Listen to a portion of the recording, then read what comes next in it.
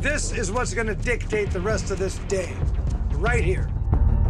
Towards the end of the season on the Northwestern, Mandy, a young and vibrant but inexperienced captain, I don't know what the signs are. Him tapping, to me, normally means let's hurry up. Nice, Mandy. takes bold risks that ultimately yield lucrative rewards. Despite the difficult challenges of sea life and the unavoidable risks, her dedicated crew remains persevering in their pursuit of the catch. Leveraging her instincts and determination, Mandy guides her team to a remarkably successful season at sea, resulting in an impressive earning of $1.8 million. How did they achieve such an amazing success? Join us as we examine the strategies and decisions that led to this extraordinary outcome for a young captain on her first ever voyage.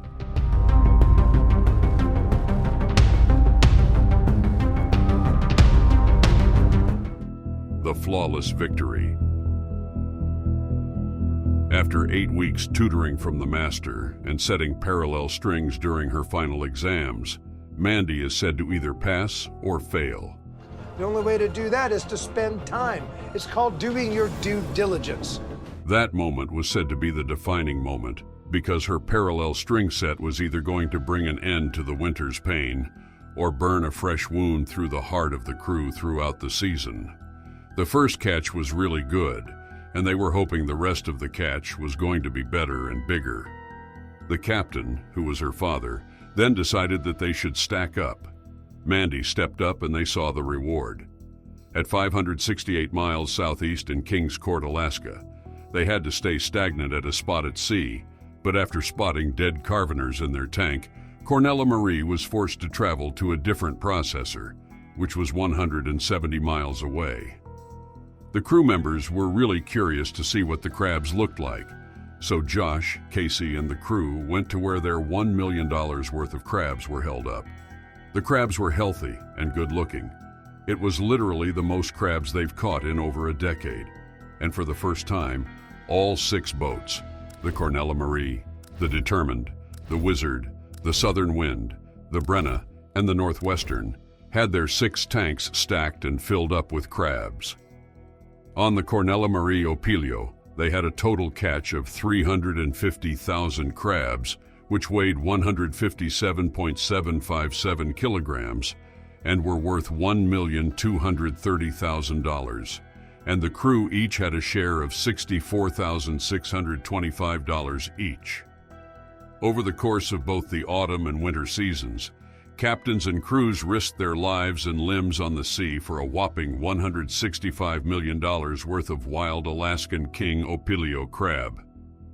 On the Wizard Opilio, they had a total of 1,210,314, which had a value of $3,697,036, and each crew member had a share of $93,000 each. On the Southern Wind Opilio, they had a total catch of 250,000, which was worth $1 million, and each crew member had a share of $33,000 each. The Brenna Opilio had a total catch of 330,000 crabs, which was worth $1,075,036, and each crew member had a share of $45,000 each. The Northwestern Opilio had a total of 475,000 crabs, which was worth $1,800,000, and each crew member had a share of $63,000 each. Mandy proved herself worthy and was given an official boat jacket, and she was made an official sea crabber. But what did it take to achieve this title? The journey to becoming a captain. The fleet has been catching a lot of fish, and things are moving fast. In the very first episode of The Deadliest Catch, the dangerous reality of the Alaskan Sea was revealed. What the hell's going on with this thing? Steering's gone. Nearly 1 fisherman per week lost their life during the main crab season, and almost all crew members suffered injuries due to extreme weather. Shockingly, drowning or hypothermia caused over 80% of these deaths. Despite these scary facts, steps were taken to change fishing rules to make things safer. Even Sig Hansen, the captain, faced the harshness of the Bering Sea. In Season 12 of Deadliest Catch, an episode showed Sig having a heart attack while at sea, just an hour from the port, as he felt chest pains. At first, he thought it was just muscle pain from a bad night, but it turned out to be a dangerous type of heart attack called a widowmaker. In 2019, Sig had another heart scare, worrying his crew about his ability to keep leading the ship. Despite all this, Sig got better and came back to Deadliest catch in the next season, not ready to quit just yet. Sig tried to talk Mandy out of becoming a fisherwoman, worried about her safety. But instead of stopping her, his warnings made her more determined. Little did Mandy know that chasing her dream would come with a big personal cost, something she hadn't faced yet. Mandy knew she needed to prove herself to her father in the fishing world, so she committed herself fully to the cause. After finishing high school at Bishop Blanchet High School in Seattle at age 18, she headed to San Diego to study maritime studies at the California Maritime Academy, eventually earning a master's degree. Even though her father worried about her safety, Mandy stayed firm in her decision to pursue a fishing career, going against what her siblings chose to do. During a serious talk in the car, her father, Sig, tried one last time to change her mind. He praised her intelligence and suggested other career paths, but Mandy stayed determined, saying fishing was her calling. Despite Sig's worries and warnings about the risks, Mandy didn't budge from her passion. He painted a scary picture of a crew member stuck in the vast ocean, facing dangerous sea creatures or drowning, with little hope of rescue. Knowing how dangerous fishing could be, he hesitated to push Mandy into it. Recognizing her determination to pursue fishing, whether with him or elsewhere, Sig decided to pass on his knowledge and expertise to Mandy.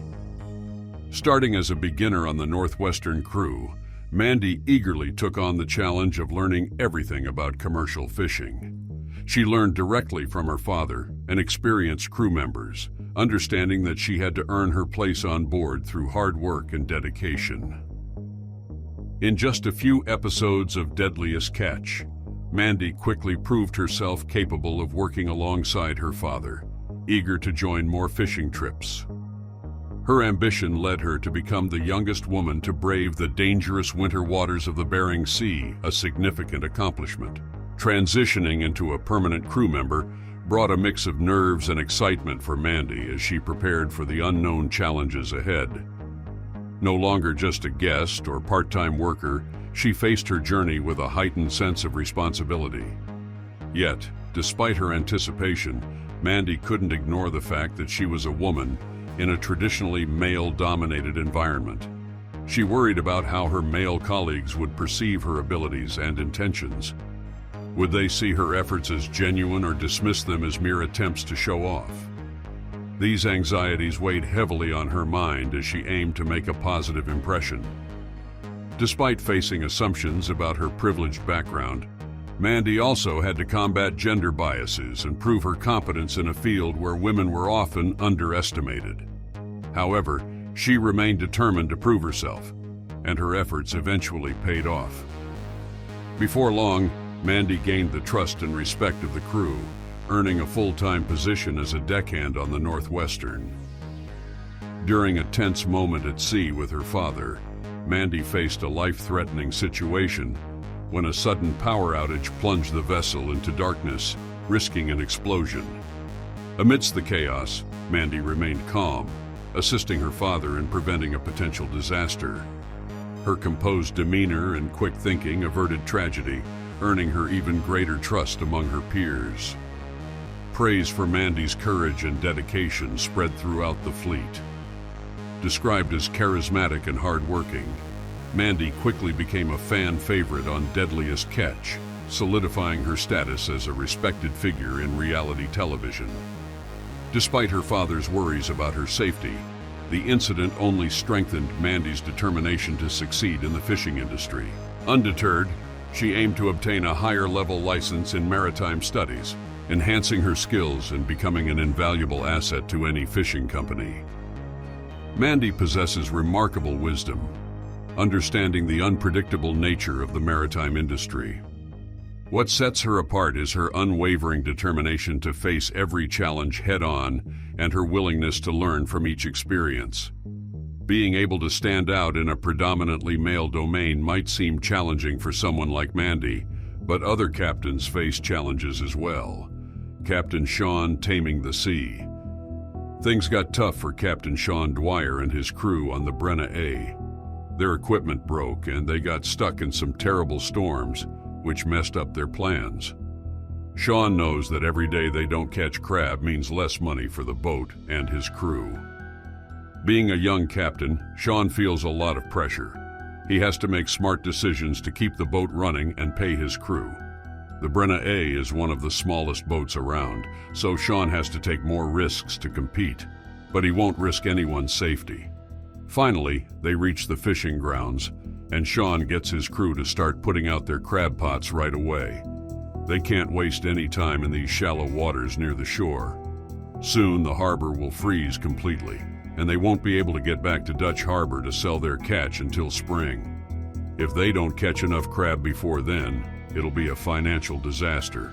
The crew works fast, putting all 90 pots in the water in just a few hours, making a long line along the ocean floor. Now, they have to wait. The crab pots need to stay in the water for days to attract the migrating crab. Captain Sean spends this tense time thinking about what they can do. If the first set of pots catches a lot of crab, he'll feel better about their chances. Captain Sean isn't sure if they're in the right spot to catch crab. Other boats have already been there this season. What if all the crabs have already been caught? For 24 tense hours, everyone on the crew is on edge. Then the crane starts moving, lifting the first pot out of the water. The crew gathers around, feeling nervous. When the pot comes up, Sean finally breathes a sigh of relief. It's full of crab, more than they've seen in weeks.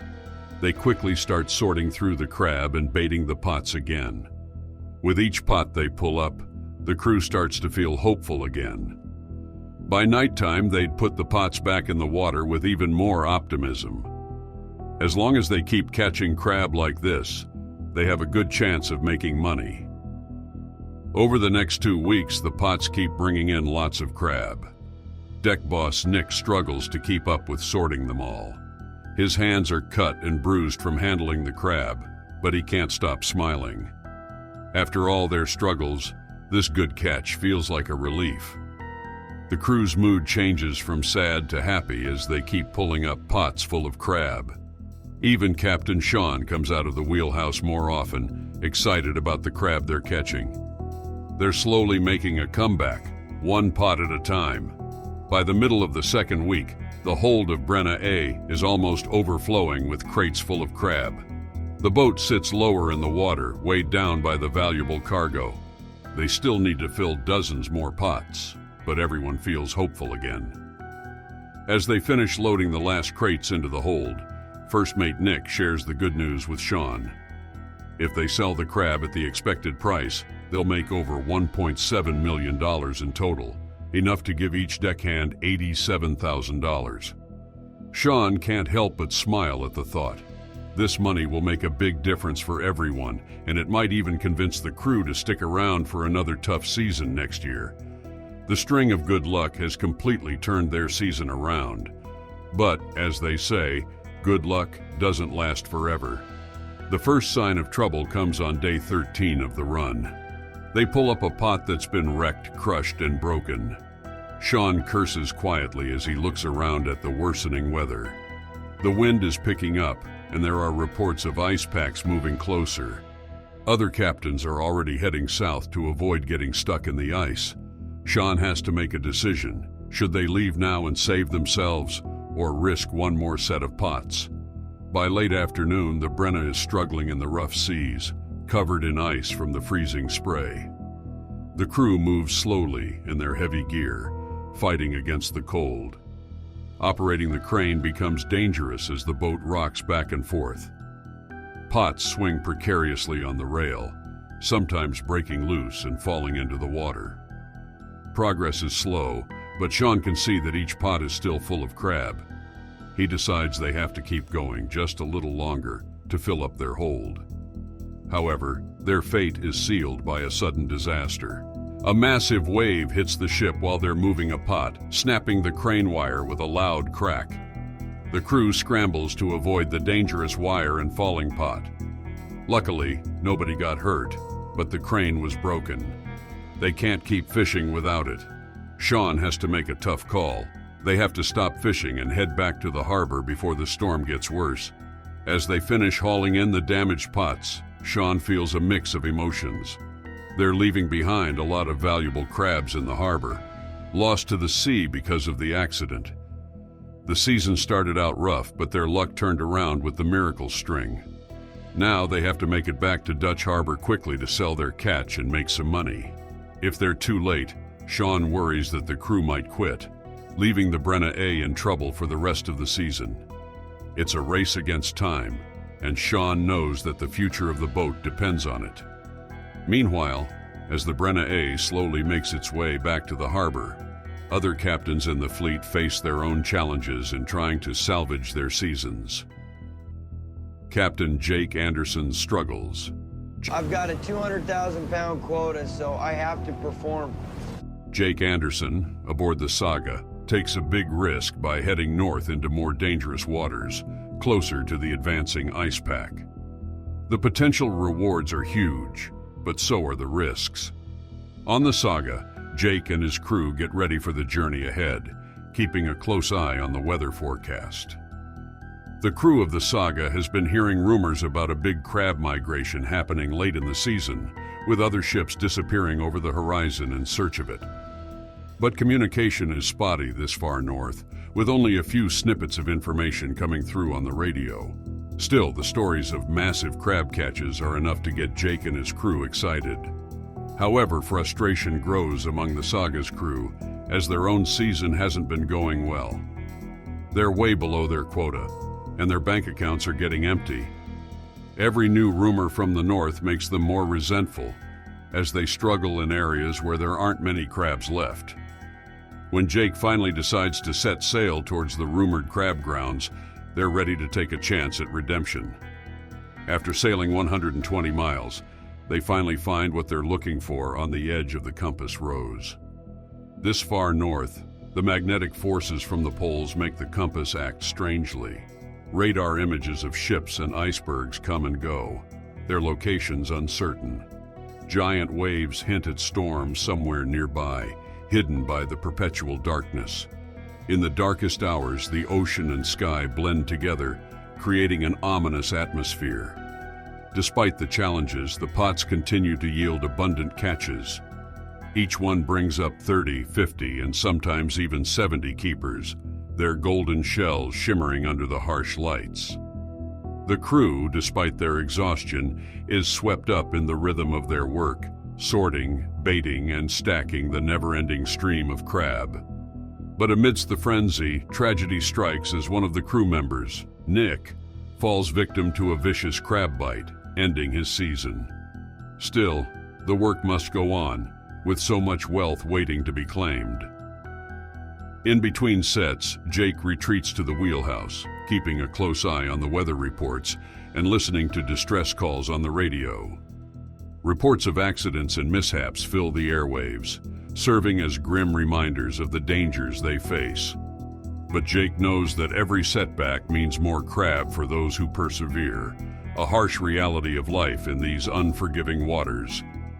By the fifth day, the Saga is straining under the weight of their bountiful catch. With storm clouds looming closer, Jake makes the decision to set one last string before heading back to the harbor.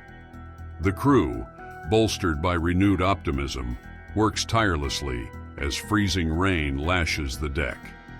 First Mate Nick watches anxiously from the crane, hoping that this final string will fulfill their hopes. The crew's anticipation for success after weeks of hardship is shattered when disaster strikes. Nick spots a looming iceberg heading straight for their string, barely managing to shout a warning before it slices through their line, dragging away 9 pots and almost 30% of their precious cargo in just 15 seconds. Shock and cold grip the crew as they watch their hopes vanish into the dark depths. Was their risky venture all for nothing? The ice and storm seemed to close in on them, punishing their audacity for venturing into this dangerous territory. Jake rushes to the wheelhouse, his face etched with anguish. He knows they won't be able to recover the lost pots. They're crushed and buried beneath the drifting ice. With a heavy heart, he steers the Saga back toward home, leaving their dreams of fortune and glory behind. They still need to beat the storm headed for Dutch Harbor to have any chance of making a profit. Each crew member, exhausted but hopeful, knows that if they can pull it off, they might still earn their $87,000 reward. But it's a price paid in blood and sweat, the true cost of turning a profit in the harsh world of the Bering Sea. As the Saga retreats south, the crew reflects on their daring venture. After 2 weeks of hardship and risking it all on the whims of the sea, they know that many other boats would have given up long ago. But with one final string, there's still a glimmer of hope that their ordeal might be worth it, if they can outrun the storm closing in behind them. Jake steels himself against the mounting tension as the Saga charges through the tumultuous waves, aiming slightly east of south with Dutch Harbor still 300 miles distant. There's no room for course corrections now. It's a race against time. They must reach safety before the fury of the Arctic storm descends, or risk being trapped by the advancing ice of Barrow Shoals. With the throttles pushed to the limit, the Saga hurtles forward into the unknown. On the second night, the radio crackles to life once more, and First Mate Nick strains to make out the frantic voice pleading for assistance amid the static. Another ship's distress calls pierce through the static, trapped in ice with desperate pleas for help. But the details are fuzzy, and Nick struggles to remember the ship's name mentioned back in Dutch Harbor before they set sail. The distress calls suggest that the ice may be closing in faster than expected. Jake receives the alarming news with a steady resolve. Despite the uncertainty, he remains focused on their current course and speed, aware that any deviation could lead to disaster. They're committed to riding the current straight into the harbor mouth without hesitation. The crew grapples with the weight of their decision, knowing that stopping now could mean losing everything, but pressing forward risks lives. After their arduous journey through treacherous weather and ice up north, the weary crew of the Saga is relieved to be heading home to Dutch Harbor. They faced risks and almost lost some gear and crew members to the ice, but Captain Jake believes it was worth it. Their big catch should make up for their disappointing season, as long as they can safely bring it back before an approaching storm. Their spirits lift when they finally spot the harbor lights on the horizon after days of rough seas. They eagerly anticipate solid ground and a hot meal after enduring so much. Passing the breakwater buoy, they dream of relaxing with drinks and maybe even indulging in some coconut shrimp at the local bar. However, their relief is short-lived when Jake discovers an urgent message from the cannery manager, demanding they haul one more string of pots before unloading. Jake and his injured deckhand, Nick, feel frustrated.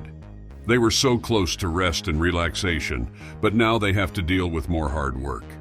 Despite their reluctance, Jake knows he can't refuse. If they don't comply, the cannery might reject their catch as too late, even if they make it before the agreed cutoff date. Reluctantly, they get back to work, deploying the final string of pots into the harbor, hoping this last task goes by quickly. In contrast to the rough seas, the harbor is calm as they haul in the short line. The first pot they pull up doesn't have much, just 2 good crabs among the smaller ones. They feel annoyed. It seems like this extra effort might not be worth it. But they stick to the rules and keep pulling. Then something hits the side of the boat as they pull up the 4th pot. Deck boss Nick looks at Captain Jake, wondering what it could be. They pause the hoist, and Nick looks over the edge, spotting a huge lump of wire mesh just below the surface. Their irritation turns to excitement as they realize they've hit the jackpot. All tiredness disappears as the crew gathers around, eager to see what's inside. As they bring the trap up, they're amazed to see it's packed with crabs, more than they've seen in all their previous pots combined. Captain Jake can't believe it as he watches from above. The crew gets to work, opening the trap and pulling out crabs as fast as they can. They work together, anticipating a big payday. With a loud noise, they tear open the side of the trap and crabs spill out onto the sorting table. There are so many that one crew member gets soaked in crabs. Amidst laughter and excitement, they count over 400 good crabs just on the table. Gradually, everyone snaps out of their daze. They use their bare hands to quickly fill crates with the valuable crabs, which are prized in Asian cuisine. It feels like a surreal rush as more and more people join in to help. Captain Jake keeps the crane moving, lifting each pot while crabs flood the deck. After 40 minutes, they've emptied all the pots, and there's a huge pile of packed crates on board. As they start unloading, there's a sense of relief and gratitude among the exhausted crew. After the tough weeks they've had, finding such a treasure trove right near home feels like a miracle. They've caught nearly $60,000 worth of crabs just outside the harbor while storms rage far to the north. It's an incredible turnaround. With this unexpected bonus, the crew starts bantering again, enjoying their well-deserved rewards. Once the last crates are offloaded, Jake takes a moment alone in his cabin to think. How did they not notice such riches so close by, despite passing through the harbor countless times? It's a mystery, but fishermen don't dwell on such questions. The crew just seizes opportunities when they come. Tonight, they've received a gift of 435 amazing creatures, and Jake accepts it gratefully. Despite knowing there are still challenges ahead, storms, ice, and long shifts, Jake feels content for now. With warm food in their stomachs and the promise of more big paydays, the serious captain of the saga considers venturing out into the sea one last time, now that there's still some mystery left to explore. As the Alaskan winter gets harsher, the Bering Sea crab fleet rushes to catch the last crabs of the season before the ice takes over. Most ships have already given up and headed back, unable to fill even half of their quotas. But a few tough ships like the FV Time Bandit are determined to keep going despite the storms and mechanical problems. The Time Bandit, already loaded with a good harvest of opilio crabs, faces uncertainty as they haul up their last pots. Captain Jonathan worries that they might find nothing but empty shells and small crabs after sitting idle for a week. But they're determined to make the most of every opportunity. Their worries vanish when they see the first pot full of big orange crabs. Jonathan rushes out of the cabin, grinning from ear to ear, as they continue to pull up pot after pot full of crabs. The crew celebrates their successful haul, tempered by the approaching storm front and the advancing ice pack, just 70 miles to the west and closing in fast. With each pot emptied, they must haul the next one even faster, working at a frantic pace to keep up. The crew feels a sense of urgency, as if they're racing against some unseen threat. This feeling is familiar to fishermen. They know the sea doesn't easily give up its treasures. If they don't work hard enough, the sea can take back what they've caught. The ice is getting closer, and the crew can see ghostly shapes emerging from the spray ahead. The freezing ice locks together, making it hard for even the crabs to move.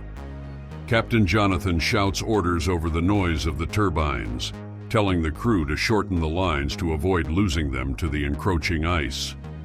The crew works tirelessly, despite the freezing cold and the constant threat of disaster. It's a relentless battle against the approaching doom, where victory is never guaranteed. Panic erupts as a massive slab of ice crashes into them unexpectedly, halting crane operations and burying thousands of tons of equipment beneath it. Amidst the chaos, Eddie's screams are heard over emergency communication channels. There's no time to salvage any treasures. The floating ice has no mercy for those who dare to intrude. The crew must scatter and evacuate before the advancing ice crushes them. Captain Jonathan orders the evacuation, feeling grief as they cut loose half of their catch to sink into the ocean. They try to move away using stern thrusters, but they have little control over their fate as the ice closes in. As the ice rams into the ship, there are deafening impacts and thunderous sounds echoing across the hull. Despite their experience and preparation, they realize that the northern seas are unforgiving and cannot be tamed by human technology. This sudden reminder of their vulnerability serves as a humbling lesson in the face of nature's power. Then, as suddenly as the chaos began, the sea opens up a narrow path for the humble crab boat to escape. Without pausing to question how or why, the crew races south towards the safety of the harbor, leaving the banshee chorus of ice behind them. 18 hours have passed since they entered this terrifying arena, but now they're free, collapsing in exhaustion but overwhelmed with gratitude for their miraculous deliverance. As they sail southward, leaving the haunted latitudes behind, they reflect on their ordeal. They may be fewer in number, but they're richer in treasures, both above and below deck. There's no need for accusations or doubts among the crew. What they've witnessed leaves no room for argument. They're content with the knowledge that there are safer seas and seasons ahead, and they'll be able to return to port and pubs full of laughter soon. Captain Jonathan quietly embraces his family, grateful for their survival and looking forward to what lies ahead. With their holds overflowing, their legacy is secure, and there are many more stories left to tell as the Time Bandit sails on. Thank you for watching. Comment to share what you think in the comment section below. Remember to like and subscribe to see more videos.